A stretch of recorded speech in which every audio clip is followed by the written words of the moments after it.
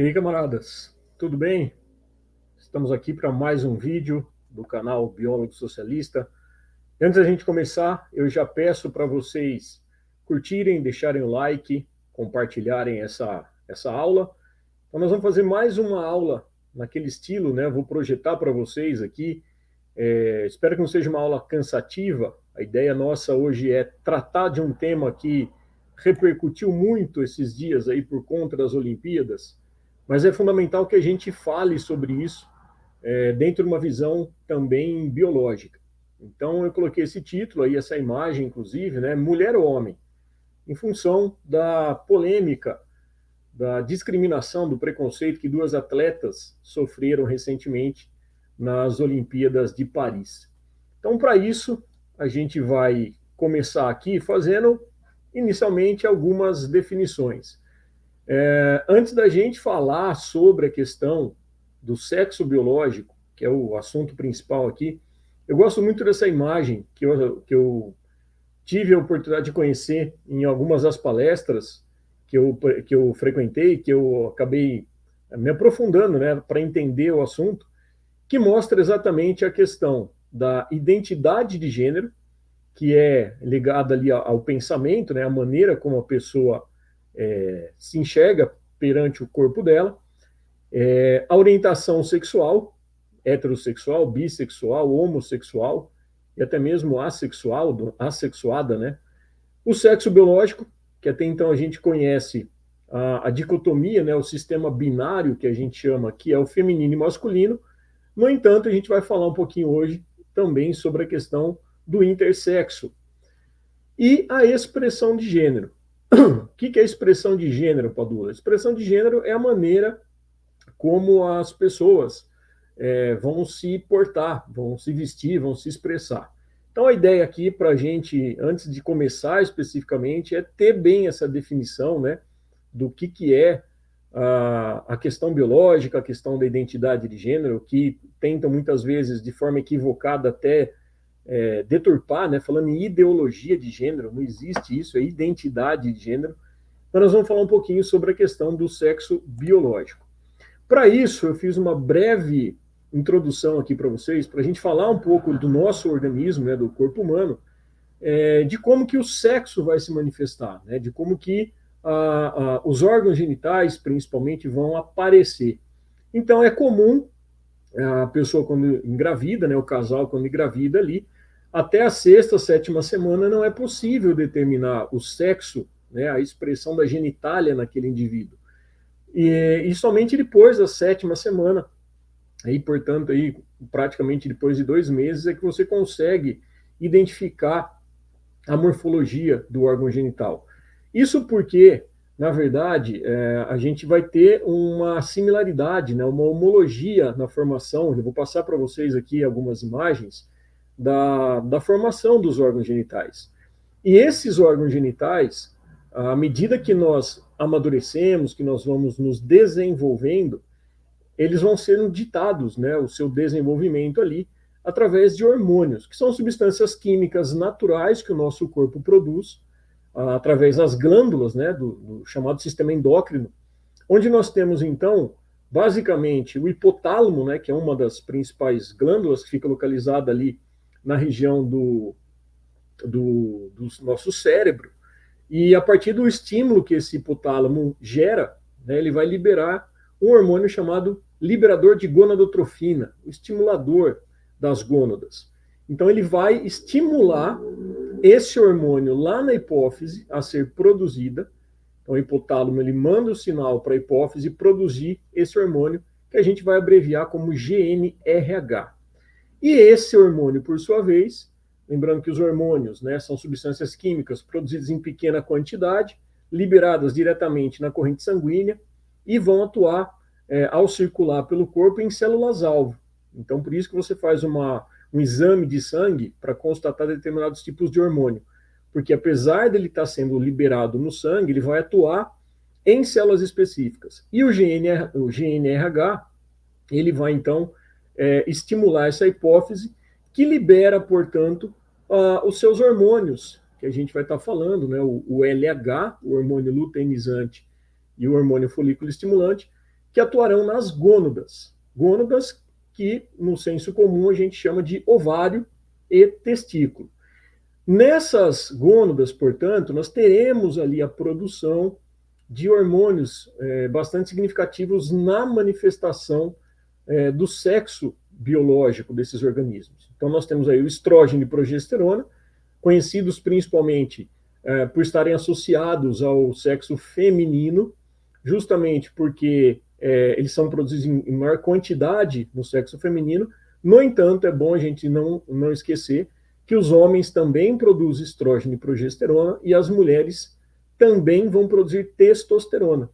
A diferença é a concentração. Então, nas mulheres, o estrógeno, que vai ser o responsável pelo ciclo mensal, a formação ali das características sexuais secundárias, né, o desenvolvimento dos seios, o acúmulo de gordura na região do quadril e o ciclo menstrual, né, o processo do ciclo menstrual, e a progesterona é o que vai manter a gravidez justamente pela formação mensal ali do endométrio, né, que é o que as mulheres acabam liberando quando elas menstruam, e obviamente não engravidam.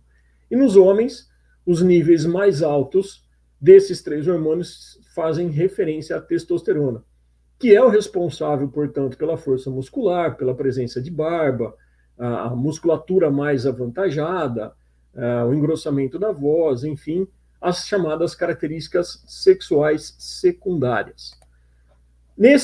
Nessa representação, então, a gente tem um resumo desses hormônios sexuais, e você vai falar assim, Padula, mas espera um pouquinho, por que você está falando, você está dando uma aula de sistema endócrino, né, do sistema hormonal? Porque a gente precisa entender um pouco, porque envolve justamente a liberação desses hormônios na polêmica que nós temos aí envolvendo as atletas mulheres. Então, dentro dessa ideia que a gente mostra aqui para vocês, nós temos nesse eixo hipotálamo-hipófise a ativação do GNRH, que ativa a hipófise, que libera os dois hormônios, luteinizante e o folículo estimulante, que por sua vez ativam as gônadas a produzir esses hormônios, tá bom? E aí, no homem, o que cada um desses hormônios sexuais hipofisários vai fazer? No homem, o FSH, ele vai atuar diretamente nas células de Sertoli, que vão atuar na formação dos gametas, né? O que são os gametas, Padula? Os espermatozoides. Então, as células de Sertoli são as responsáveis pela formação dos espermatozoides. E quem manda ela produzir é exatamente o FSH. Enquanto que o LH é um dos responsáveis por ativar no testículo, através das células de Leydig, a produção da testosterona, né, o hormônio que, conforme a gente falou anteriormente, é o responsável pelas características sexuais secundárias. E na mulher, basicamente, tanto o FSH quanto o LH vão estar, obviamente, na produção, né, na liberação, no amadurecimento e liberação dos ovócitos, né, dos gametas, e também, óbvio, na questão da progesterona e do estrógeno. Então, só para a gente entender um pouquinho, é um efeito em cascata, que a gente chama, né? Tanto é que tem um efeito de retroalimentação, antigamente a gente chamava isso de feedback, mas não vem ao caso aqui para a gente falar disso agora. Outra coisa importante, o processo da puberdade, do desenvolvimento, da diferenciação do organismo, né, que vai manifestar essas características masculinas ou femininas, né? Ele começa, portanto, lá no eixo hipotálamo-hipófise. Mas não é apenas essa situação que vai desencadear o processo do amadurecimento, do desenvolvimento. Nós temos fatores ambientais bastante significativos. Uma das coisas, por exemplo, que eu coloco aqui na questão da genética, meninas, né, cujas irmãs têm alguma irmã mais velha, geralmente a tendência é que elas entrem no processo de puberdade, né, tem a primeira menstruação, a chamada menarca, na mesma idade da irmã mais velha. Né? Existe uma correlação aí por influências ambientais, influência genética também. Na questão da composição corporal, quando a gente fala em gordura corporal, né, as células de gordura, chamada adipócito, quanto mais gordura essas meninas apresentam, a tendência é que elas, em função do hormônio chamado leptina, que vai reagir exatamente à presença dessa gordura corporal, elas acabem ovulando, elas acabem menstruando a primeira vez, portanto, entrando na puberdade numa situação mais cedo, tá? Numa situação mais precoce. Além disso, tudo isso depende, vai variar também, ou melhor, vai depender da presença de enzimas, da presença de substâncias, de proteínas, que na presença da testosterona que produz, acaba convertendo essa testosterona no hormônio estradiol, né, que é um estrógeno também. Então, apesar das mulheres apresentarem testosterona, essa testosterona, esse hormônio sexual masculino, ele é convertido em um hormônio feminino, tá bom? Isso é importante para a gente reforçar também como que a nossa sociedade, não vai ser o foco da discussão aqui, mas eu coloco exatamente essa imagem, né? A relação da leptina com a obesidade, justamente porque ela depende do sono profundo para ser liberada. Essas células de gordura, elas vão estimular a liberação desse hormônio, que amadurece o eixo hipotalâmico e que automaticamente entra no ciclo de amadurecimento e de puberdade. Só que para isso precisa dormir. E conforme as pessoas não estão sendo suprimidas do período de sono, acaba também afetando não apenas a questão do ciclo menstrual, como também a própria obesidade. Então a gente gera pessoas cada vez mais obesas, só que uma obesidade não necessariamente responsável pelo excesso de ingestão de calorias, mas pela falta de sono. Porque a leptina, junto com outro hormônio, só para citar o nome aqui chamado grelina, elas não vão estar em equilíbrio. E aí a pessoa tende a não ter a saciedade, não sente que está satisfeita em comer e vai comendo cada vez mais. Portanto, ingerindo ali uma grande quantidade de calorias sem a devida necessidade, porque o corpo não reconhece essa saciedade, tá? E outra coisa importante aí para a gente já começar a aprofundar um pouquinho e falar sobre as atletas, existem também os fatores genéticos associados a um gene chamado SRY, que nesse quadrante primeiro, nessa primeira figura, a gente identifica ele aí sendo produzido, fugiu a palavra aqui, sendo expressado, né? Ou seja, ele vai ser ligado quando nós temos aí o corpo masculino. Por quê? Porque são genes que estão ali, que vão ser estimulados, portanto, na presença da genética masculina. Isso vai fazer com que eu tenha, portanto, o desenvolvimento das características masculinas. Quando esse gene não é estimulado, ele vai manifestar, ele vai manter características femininas. Na outra figura aí que a gente mostra, então, a gente percebe, até ilustrado aí, né, de forma colorida, o pessoal que estiver acompanhando aí no Spotify, depois pode acessar no YouTube para ver as imagens. Eu deixo também o link de onde eu tirei na descrição desse vídeo e do áudio, tá? Para a gente observar que a genitália, né, feminina e masculina, ela é a mesma até a 7ª semana, né, até o final desses 2 meses. E aí, gradativamente, à medida que esse gene ele é expressado, ele começa, portanto, a gerar modificações morfológicas, e fazendo com que eu tenha, no caso das mulheres, uma atrofia da região clitoriana, que no homem ela é hipertrofiada, gerando a glande, e ao mesmo tempo, na região dos pequenos e grandes lábios, há um fechamento no corpo peniano, no caso dos homens, né, e posteriormente também a formação do saco escrotal. Enquanto que nas mulheres, isso permanece aberto. O que significa isso? A homologia, né, do sistema genital masculino e feminino. Tudo isso ditado por quem? Exatamente pela ativação de genes que respondem a estímulos ambientais, por exemplo. Tá bom? E aí começo a fazer a indagação, né? Homem ou mulher, geneticamente falando, nós, seres humanos, nós temos aí 46 cromossomos. sendo 44 que nós chamamos de autossômicos e 2 cromossomos sexuais. Acho que todo mundo aí estudou no colégio, né? Como nós falávamos lá em herança relacionada a sexo, herança restrita a sexo, herança condicionada pelo sexo, que envolveriam aí, por exemplo, daltonismo, hemofilia, né, hipertricose, que são os cromossomos sexuais. Então, geneticamente falando, a gente generaliza e fala que mulher apresenta 44 mais XX, ou seja, 2 cromossomos sexuais X, enquanto que o homem apresenta 44 mais XY.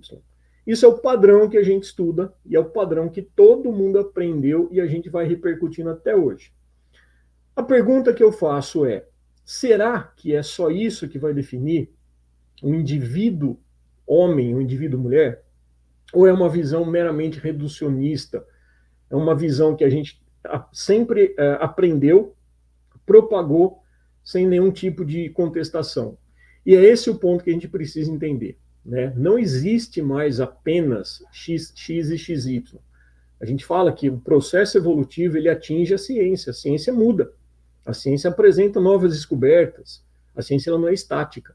Então a gente tem, por exemplo, nessa imagem aí, todas essas pessoas que todo mundo muito provavelmente está identificando como mulheres. E de fato são mulheres. Nasceram mulheres, elas apresentam inclusive a morfologia corporal típica, né, do que nós falamos de mulheres, só que quando nós analisamos a genética dela, os cromossomos, né, a análise genotípica, ou seja, o genótipo dessas mulheres, a gente vai ver que elas são mulheres XY. Ah, pera um pouquinho, Paulo, mas como XY? Você não acabou de falar que XY são homens? Sim, geneticamente são determinados como homens. Só que essas mulheres são XY também. E vocês vão entender o porquê. Então, novamente, o que significa esse gene SRY? Ele vai ser o gene responsável por ter receptores para a testosterona. Então, lembra do hormônio que nós falamos lá no comecinho? O eixo hipotálamo hipofisário que vai ativar as gônadas lá no testículo, no caso, ou nos ovários, para a produção de testosterona. Nesse caso, as mulheres têm a inibição desse gene. Então, esse gene não vai conseguir ativar para que seja posteriormente gerada características masculinizantes. E os homens apresentam. E nesse caso específico, o que vai acontecer? As mulheres XY, elas também vão apresentar um bloqueio do cromossomo Y em função dessa situação, como a gente vai explicar para vocês, tá bom? Então, o gene SRY, ele que vai determinar a manifestação do sexo biológico, é um dos fatores, tá? E aí, eu trago essa breve provocação para que a gente entenda, né, de uma vez por todas, que definir um sexo biológico, a gente não pode mais cair nessa visão reducionista. O sexo biológico ele é complexo, ele é multifatorial. Não dá para a gente simplesmente colocar numa única visão de que, olha, se eu tenho cromossomo XX é mulher, se eu tenho cromossomo XY é homem.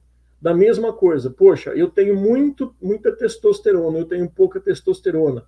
Ah, eu tenho testículo, eu tenho ovário. Ah, eu desenvolvi mamas, eu não desenvolvi mamas. Será que isso é suficiente para que a gente defina sexo biológico masculino e feminino? Eu vou mostrar para vocês que não. Até porque a gente entra num outro tipo de pessoas, né? Uma outra classificação das pessoas, que são as pessoas intersexuais. Padula, o que é uma pessoa intersexual? Esse é um termo mais atual e mais abrangente do que antigamente nós chamávamos, né, de hermafroditas. E aí, hermafroditismo, ele apresenta uma conotação até pejorativa, fazendo a relação única e exclusivamente de pessoas que apresentam órgão genital masculino e feminino no mesmo organismo. Então, naquela transição que a gente mostrou para vocês, em que o gene SRY, por exemplo, ele induzia o desenvolvimento dos órgãos genitais masculino ou do órgão genital feminino, havia uma transição. né, durante as semanas do desenvolvimento embrionário, durante o desenvolvimento do feto. E em determinados momentos, pessoas intersexos, elas podem apresentar essa ambiguidade no órgão genital. Por quê? Ela passou dessa transição, ela parou, melhor dizendo, nessa fase da modificação. Então, nós estamos falando aí de pessoas que apresentam diferenças que alteram o desenvolvimento desses órgãos, seja internamente ou externamente. Fugindo, portanto, daquela classificação binária.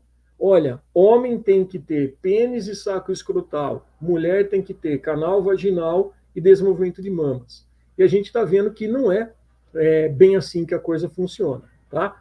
Só para a gente ter uma noção também de que as pessoas intersexo não são raras, como a gente imagina. Por baixo, né, os estudos mais antigos, eles falam aí que fica por volta de 2% da população mundial. Isso é a mesma relação, para a gente ter uma ideia, da quantidade de pessoas ruivas. Então, o que eu sempre falo, inclusive em aula? Se você para e analisa quantas pessoas ruivas você conhece, ou quantas pessoas ruivas você convive diariamente, é a mesma incidência de pessoas intersexo que estão no nosso dia a dia. No entanto, já existem estudos, né? Eu não tive acesso a esse estudo, mas é um livro que cita, que fala que nós estamos aí com uma população mundial de intersexo de quase 11%. Então, nós estamos falando aí praticamente aí mais de 5 vezes mais do que esses estudos preliminares. Independentemente da taxa de existência ser 2% ou 11%, a ideia aqui é que a gente entenda, existem sim pessoas intersexo no nosso dia a dia. E são pessoas que precisam de atenção, são pessoas que precisam ter um olhar, né? Não nessa binaridade que nós temos na nossa sociedade. Até porque muita gente, ao desconhecer isso, é muito comum, né, durante o nascimento, às vezes o bebê, no que ele nasceu, ele nasce com essa ambiguidade da genitália. O médico, muitas vezes, já fala para os pais, olha, melhor a gente já fazer essa cirurgia corretiva. Né? E aí você acaba amputando, você acaba modificando, por conta dessa normalização que a sociedade impõe. Pessoas intersexo, inclusive, podem ser transgêneros. Eu coloquei aqui o asterisco, porque nós não entraremos nessa discussão hoje, né, de falar das pessoas transgêneros, que são aquelas pessoas que apresentam, portanto, aí uma dismorfia não, uma mudança, né, elas não se enxergam naquele corpo físico em que elas foram ali colocadas. Inclusive, a gente pode falar isso numa próxima aula, tá bom? Quem não conhece, essa é a bandeira, né, o símbolo aí das pessoas intersexo. É um retângulo aí amarelo com um círculo roxo, tá? Vou trazer para vocês aqui 3 exemplos, já que nós estamos falando das mulheres intersexo, 3 exemplos das chamadas síndromes, né, que nós temos aí. Primeiro é a síndrome de Morris, né, são mulheres XY, ou seja, fenotipicamente. Então, o que é o fenótipo dentro da biologia? O fenótipo é aquilo que eu sou, o que eu estou expressando. Então, o meu fenótipo, por exemplo, é de uma pessoa míope. Só que geneticamente falando, o meu genótipo é um gene recessivo que caracteriza a miopia. Então, o fenótipo das mulheres com síndrome de Morris é um fenótipo feminino. Só que quando você analisa, como a gente vê aí, né, eu coloquei o exemplo da Ana Paula Arósio, que era uma ex-modelo e ex-atriz, e a Nicole Kidman, né, a atriz hollywoodiana aí, são 2 mulheres no seu fenótipo, só que o genótipo delas é masculino. E o que significa isso? Que o gene recessivo presente no cromossomo X delas acaba por induzir, né, o que nós chamamos ali de insensibilidade aos hormônios masculinos, a resistência ao hormônio masculino. Então elas bloqueiam esse hormônio, tá? Os hormônios masculinizantes por conta disso daí. Nesses indivíduos pode acontecer algumas situações, como nessa ilustração, o não desenvolvimento do útero, o canal vaginal ser mais curto, né, ou até mesmo a ausência de um canal vaginal, e até mesmo a presença de testículos na região interna. Então, não desenvolve o saco escrotal, desenvolve-se ali o órgão genital externamente do que seria o sexo feminino, mas internamente apresenta ali testículos na região inguinal, na região próxima ali à virilha, por exemplo. Tá? Acaba que não desce, como a gente fala no senso comum, né? O testículo nesses casos. E temos também homens XX. Então, é um caso aí para cada 20 mil nascimentos, né? A literatura médica traz isso. Dentro da questão da infertilidade masculina, corresponde aí estatisticamente a 2% dos casos, e 90% dos indivíduos apresentam um fenótipo normal. Ou seja, a pessoa nunca desconfia porque ela apresenta pênis, ela apresenta o saco escrotal, a presença de testículo, porém, conforme o tempo vai passando, conforme a puberdade chega, e a pessoa às vezes não está conseguindo ter filhos, não está conseguindo engravidar, vai se fazer um espermograma, vai se fazer um teste mais apurado, né, junto a um médico, e aí constata-se um mau desenvolvimento do testículo, o desenvolvimento de mamas, né, chamada ginecomastia. Então, lembrar que tanto homem quanto mulher apresentam glândulas mamárias, só que, novamente, as características sexuais secundárias, que são ditadas pelos hormônios sexuais, estrógeno e progesterona principalmente, nesses homens ela acaba desenvolvendo mais essas mamas, por conta do aumento dessas glândulas mamárias. Então, por que isso aí acontece? E aí, sem querer ser pedante na explicação biológica, né, mas, enfim, só um detalhe. Durante o processo da formação do gameta que a pessoa apresenta, né, então, por exemplo, a produzir espermatozoide, aqueles 46 cromossomos, eu vou ter que pegar metade, porque a outra metade teria que se juntar com uma outra célula, que é o óvulo, né, o ovócito, que é de uma mulher que também tem 46, só que vai ter que ter metade. Por quê? Se eu juntasse um espermatozoide com 46 junto com o óvulo com 46, eu teria um ser vivo totalmente diferente, com 92 cromossomos. Então, durante o processo da formação dos gametas, que é um fenômeno que é de divisão celular, que a gente chama de meiose, né, meio, metade, nós temos aí a redução da carga genética. Então, os espermatozoides produzem 23 cromossomos e os ovócitos também vão produzir, né, gerar metade dos cromossomos, 23. Porque daí os 23 com os 23 gera novamente um zigoto, uma célula com 46 cromossomos. E aí essa célula vai entrando em sucessivas novas divisões, só que agora chamadas de mitose, até formar o organismo. E por que eu falei da meiose? Como a gente vê nessa figura verde e amarela, bem patriota, né, em tempos de Olimpíada, né, deixar bem claro que é por conta da Olimpíada, a gente tem um mecanismo, uma das explicações, quando a gente tem esses organismos masculinos XX, é que durante a meiose pode ocorrer um fenômeno chamado crossing over, né, a permutação. E aí o que vai acontecer? Durante essa permutação, ocorre uma pequena modificação, a troca de gametas, né, e essa mudança ela vai deslocar, ela vai mudar de local o gene SRY, exatamente no cromossomo Y. E aí você incorpora esse cromossomo, como se fosse o Y, você incorpora um pedaço do X. E aí é como se esse homem não tivesse mais o cromossomo Y, e ele não tem, mas ele apresenta agora a duplicação desse cromossomo X, tá? Então é uma das possíveis explicações que dão para esses indivíduos do sexo masculino, né, ou do fenótipo masculino, mas cujo genótipo é feminino. Temos também aí um dos casos que a gente sempre acaba também abordando em escola, né, na época do colégio, enfim, que são a chamada síndrome de Klinefelter, onde o indivíduo, conforme a gente vê no destaque ali no círculo laranja, ele não tem 46 cromossomos, ele tem 47. E é exatamente um a mais de cromossomo sexual. Então, ele é um indivíduo que tem X, X e Y. E é um caso a cada 850 nascimentos. Então, veja, é algo relativamente conhecido do nosso dia a dia. De repente você não conhece, mas está presente no nosso dia a dia.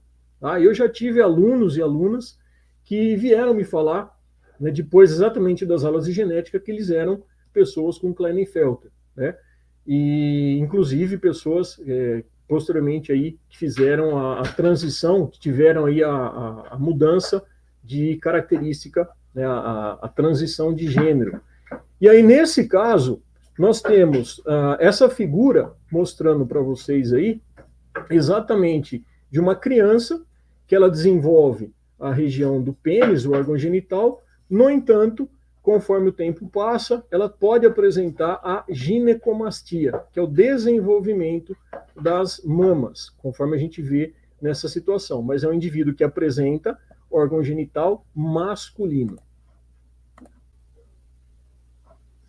Além disso, a gente coloca aqui para vocês também, para mostrar que não é apenas, não é uma especificidade, né, do ser humano isso daí. Existem vários relatos dentro da biologia, dentro da fisiologia animal, em peixes principalmente, e eu trago aqui para vocês aves ginandromorfas. O que seriam aves ginandromorfas?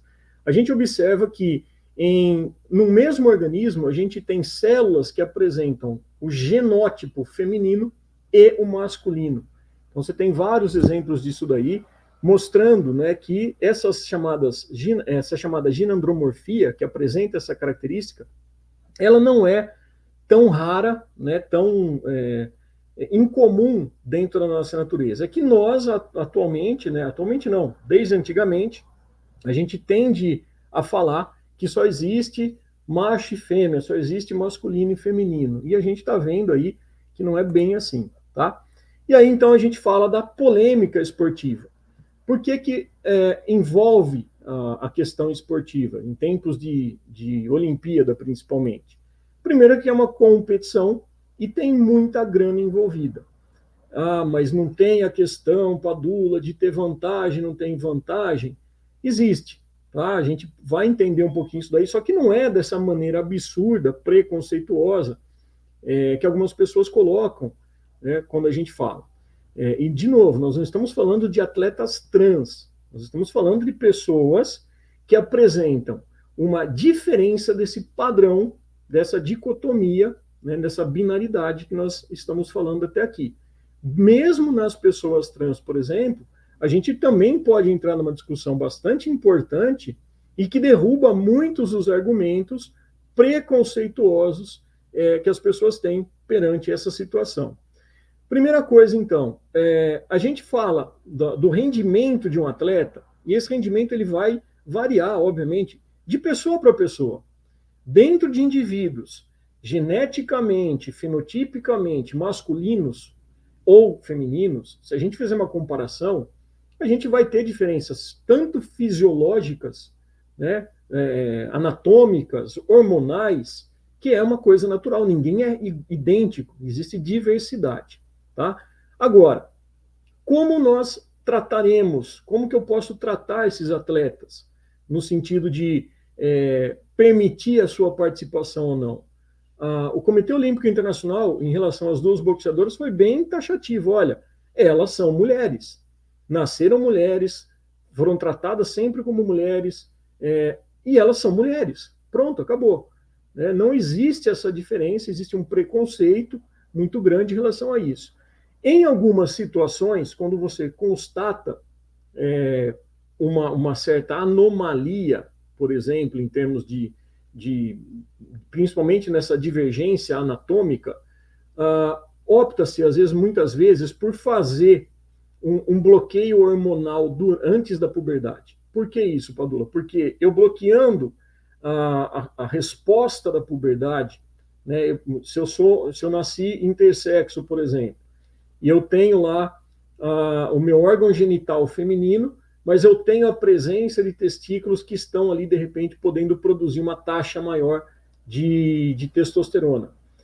Pode acontecer disso acarretar, se eu produzir realmente uma taxa maior de testosterona do que os indivíduos que não apresentam, as mulheres que não apresentam, eu sendo uma mulher que apresenta, eu posso fazer um bloqueador hormonal, né, fazer uso de um bloqueador hormonal, para manter a minha taxa de hormônio testosterona dentro desse padrão, dessa normalidade que seria de um indivíduo que não seja intersexo, por exemplo.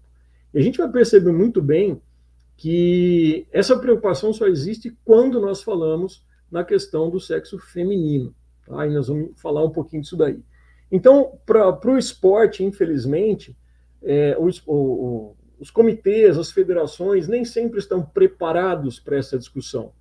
Por quê? Fala-se em masculino e feminino. Ignora-se a existência de outros corpos, de outros sexos biológicos, que, como a gente falou, só de intersexo nós estamos falando aí de no mínimo 2% da população. Trago aqui alguns exemplos, né? Nós tivemos aí a nossa judoca de Nancy Silva, que hoje ela é uma das treinadoras da seleção de judô, foi campeã pan-americana, ela participou das Olimpíadas de Atlanta, né, em 96, Sydney 2000, Atenas 2004 e Pequim 2008, e ela é uma atleta intersexo, é uma mulher que tem canal vaginal, só que ela tinha testículos internos, e isso daí acarretava a produção de uma quantidade de hormônio masculino muito grande, acima do que era considerado um padrão normal. E aí, isso acabava podendo acarretar, obviamente, um benefício maior para ela. E aí, o que aconteceu? Para ela poder participar, né, das Olimpíadas de Atlanta, ela teve que fazer a orquiectomia, que é a retirada desses testículos. E aí, fazer, obviamente, toda a questão de dosagem hormonal para ver, sem antes passar por uma coisa extremamente vexatória, que eu acho que ninguém se sente bem, né, com isso daí, que era o chamado teste da feminilidade. Ele felizmente foi banido em 98, que consistia no quê? Os atletas tinham que passar por uma comissão de médicos nus, né, para os médicos verificarem a presença dos genitais. Imagina que constrangedor você fazer isso, né? Você ter que se submeter a esse tipo de situação. Tanto é que em 98 isso daí foi banido. E aí de Nancy foi um dos casos de maior repercussão que a gente teve, principalmente no Brasil. Mas não foi a única, né? Nós temos aí a multicampeã, principalmente da Liga das Nações, a Superliga, né? Que é a Érica Coimbra. Participou das Olimpíadas de Sydney 2000 e ela apresenta a síndrome de Morris, né? Ela é uma pessoa intersexo em que ela é XY e apresenta, portanto, a genética masculina, mas é uma mulher. A Ednancy não se sabe, não falou, né, nas reportagens, nas várias situações, não foi revelado o que levava à produção por que ela tinha a presença dos testículos, mas muito provavelmente também uma das características que a gente tem aí podendo afetar também a síndrome de Morris, tá? E aí, recentemente, nós tivemos as duas boxeadoras, a argelina e a tailandesa, né, que hoje, aí, no dia 4 de agosto, elas foram classificadas para disputar o ouro, e é uma coisa bastante significativa, porque a gente pode muito bem apontar o dedo, né, e falar, olha, mas é errado, é certo.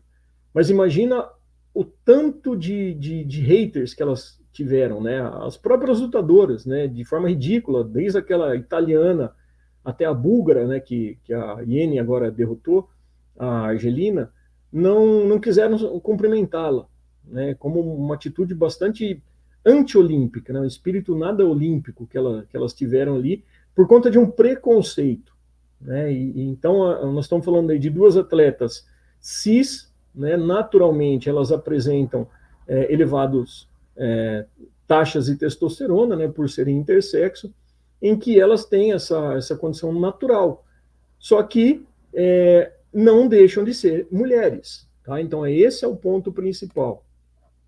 E aí, para a gente já chegando nos finalmente, eu quero fazer uma pergunta. Quantos de nós já fizemos esse exame de cariótipo? Né? De repente, eu, sendo um homem cis, e será que eu realmente sou XY? Eu nunca fiz um teste de cariótipo, né? Mas eu me identifico como homem, eu me julgo como homem.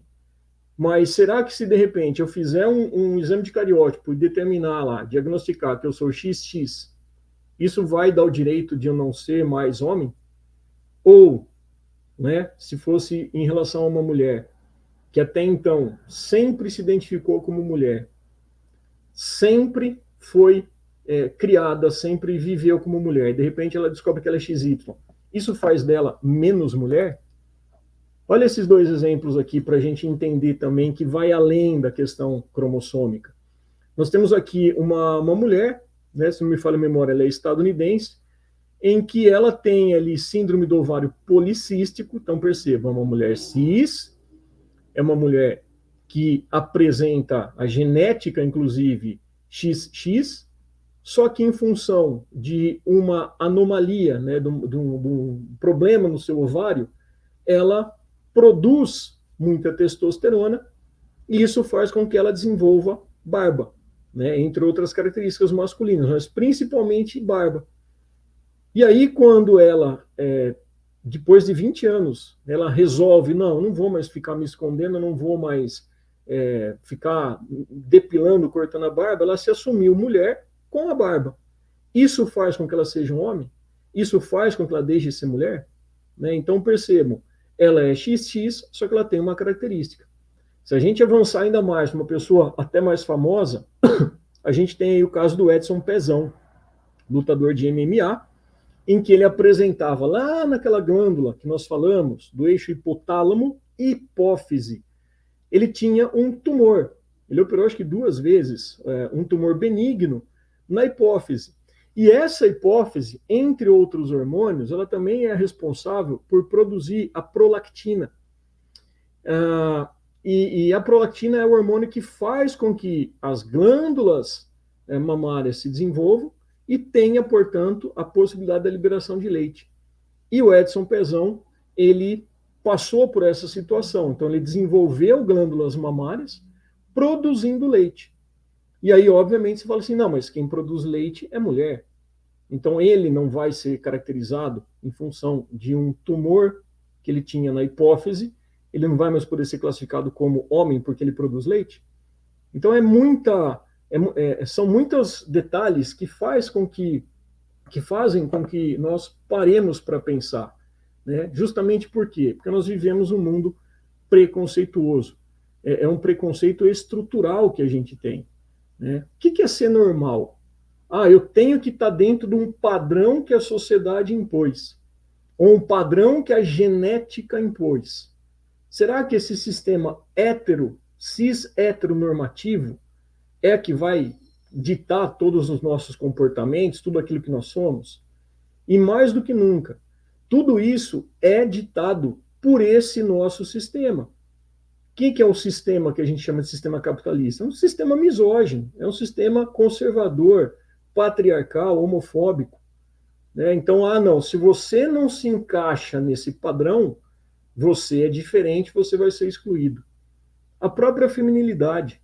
Se a mulher não se encaixa num padrão que é vendido como aquilo que é bonito, se a mulher não se encaixa nisso tudo, ela está fora desse padrão e ela passa a ser excluída. Né? A mesma coisa, esse sistema, que é um sistema que segrega, é um sistema que tenta convencer de outras maneiras. Ele se aproveita muito disso. O sistema ele se aproveita para vender. É o que a gente chama de pinkwashing. Né? O que é o pinkwashing? É o que a gente vê, por exemplo, o Estado farsante e genocídio de Israel fazendo. Olha, aqui nós permitimos, né, a comunidade LGBT. Tá, mas a que custo isso daí? Ao custo de um apartheid? Ao custo de um genocídio? Né? Então, olha, eles são bonzinhos porque eles permitem isso, mas seguem matando, seguem com a sua política colonialista, racista, né, promovendo a mortandade de mais de 40 mil pessoas. Então, o sistema ele vende muito bem isso. Então, a gente precisa tomar muito cuidado e acabar com esse tipo de preconceito. Porque, como eu falei, a ciência, ela evolui. A sociedade, ela evolui. Nós modificamos. E a gente descobre novas coisas. Não dá para a gente ficar parado no tempo. Senão, a gente vai voltar, né, ao Conto da Aia. Né? Quem já assistiu, quem já leu esse livro, teoricamente é uma ficção, mas é assustador ao passo dessa visão que a gente está vivenciando aí em algumas falas, alguns discursos aí, inclusive daqueles que deveriam representar a nossa sociedade, tá? Então, essa luta, né, de que a gente está falando, que nós aproveitamos aqui para falar sobre as pessoas intersexo, por exemplo, é uma luta de todo mundo. A gente deve, seja você fugiu a palavra aqui, seja você cisgênero, seja você, enfim, de qualquer outra denominação, a gente tem que entender que somos pessoas, nós fazemos parte da mesma sociedade. É uma questão dessa justiça social, da inserção, da inclusão, né? Se a gente preza tanto, a gente prega tanto por uma sociedade mais igualitária, então a gente precisa desconstruir, né, essa visão, esse desconhecimento científico que essas pessoas usam palanques, usam tribunas aí para destilar ódio, destilar raiva e destilar muita ignorância. E aí, os haters, ainda mais com rede social, é muito fácil, né? Não, isso está errado, isso não é correto. Como não é correto? Isso existe.